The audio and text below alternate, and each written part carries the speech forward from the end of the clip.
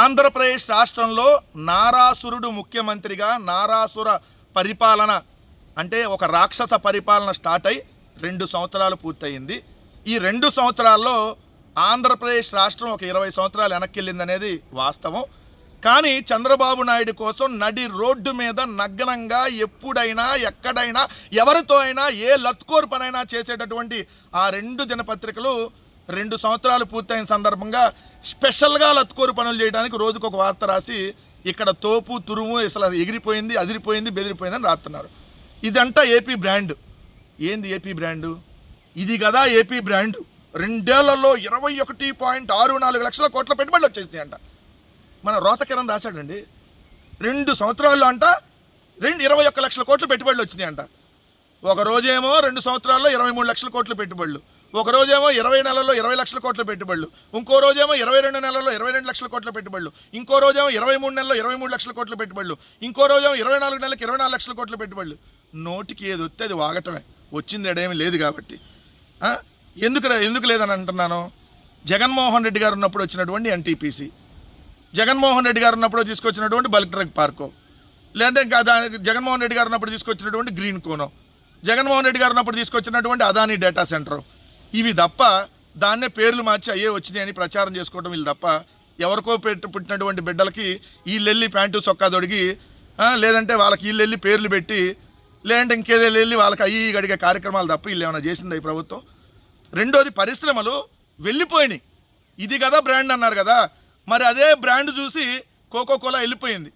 అదే బ్రాండ్ చూసి అనంతపురం జిల్లా తమ్మి సముద్రంలోని జిన్ఫ్రా కంపెనీ వెళ్ళిపోయింది. అదే బ్రాండ్ చూసి సత్యసాయి జిల్లా గుడిపల్లి వద్ద Azad mobility India private limited వెళ్ళిపోయింది. అదే బ్రాండ్ చూసి అనకాపల్లి జిల్లా రాంబల్లి వద్ద జూపిటర్ రెన్యూబుల్స్ ప్రైవేట్ లిమిటెడ్ వెళ్ళిపోయింది. మొత్తంగా ఈ 4 కంపెనీలే 6,000 కోట్ల పెట్టుబడుల కోసం ఒప్పందం కుదుర్చుకొని భూములు ఇచ్చినా కూడా ప్రభుత్వం మీ భూములు వద్దు, మీ రాష్ట్రం వద్దు, మీ బ్రాండ్కు దండం, మీ చంద్రబాబు అనేటటువంటి బ్రాండ్ అంత దరిద్రమైన బ్రాండ్ ఇంకోట్లేదు, ఈడ మేము పెట్టుబడి పెడితే సర్వనాశనం అయిపోతాం, మీకు లంచాలు ఇవ్వలేము, మీకు వాటాలు ఇవ్వలేము అని చెప్పి వెళ్ళిపోయారు. దాంతోపాటుగా 3,041 ఎంఎస్ఎంఈ యూనిట్లు 18 నెలల్లోనే మూతపడ్డాయి. 39,327 మంది ఉపాధి కోల్పోయారు. ఇది కేంద్ర ఎంఎస్ఎంఈ శాఖ మంత్రి జితిన్ రామ్ మాంజీ జనవరి 25, 2026న ఏదైతే ఆయన పార్లమెంట్లో చెప్పినటువంటి పరిస్థితి. ఎందుకు ఎంఎస్ఎంఈ యూనిట్లకు 19,000 కోట్ల ప్రోత్సాహకాలు ఉన్నారు. విద్యుత్ బిల్లు విపరీతంగా పెంచారు. విజయవాడలో ఎంఎస్ఎంఈ యూనిట్కి ఛార్జ్ ₹13.55 అయితే తమిళనాడులో ₹7 నుంచి ₹8 ఉన్నటువంటి పరిస్థితి. మరి ఇప్పుడు చెప్పండి, ఏంటి బ్రాండు? మీ బ్రాండ్ చీప్ బ్రాండ్, మీ బ్రాండ్ సుమో బ్రాండ్, మీ బ్రాండ్ షార్ట్ బ్రాండ్, మీ brand Kerala malted whisky brand, మీ బ్రాండ్ కేరళ మాల్టెడ్ బ్రాందీ, మీ brand Bengaluru malted brandy, Bengaluru malted whisky. 99 పైసలకే భూముల్ని అమ్మేసేటటువంటి బ్రాండ్ మీది. 99 రూపాయలకి నాటు సారాని అమ్మేటటువంటి బ్రాండ్. ఇది తప్ప ఇది నా బ్రాండ్ అని మీకు చెప్పుకోవడానికి ఏమీ లేదు. లేదా పక్కన అడుగు పుట్టినటువంటి బిడ్డలకి మీ ప్రభుత్వం తండ్రి అని చెప్పుకునే బ్రాండ్. ఎంతకుమంది ఏంది మీకున్న బ్రాండ్?